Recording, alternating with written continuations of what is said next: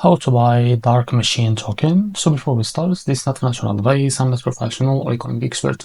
So before investing in any project that you found on my channel, please do your own research. Also, there is referral codes down in the description and get free money, rewards, and crypto with the best referral code. Simply use the codes below, fund your account, and enjoy the benefits. And check them out in the description. So as you can see, this is the X account. As you can see, make sure to check the X account and keep following the updates about this token and engage with their community. As you can see, they have 200,000 followers. So if you scroll down, as you can see, you will find a post from MEXC.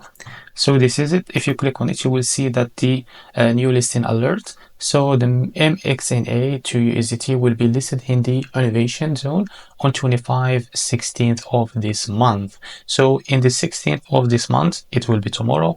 This token, it will be available on MEXC. So what you need to do, just go to MEXC, create an account. If you don't have an account, create an account, or go below to the description box and you can click on that referral code if you want and create an account. Found your account with USDT and now search for the MXNA to USDT and go and buy it from there.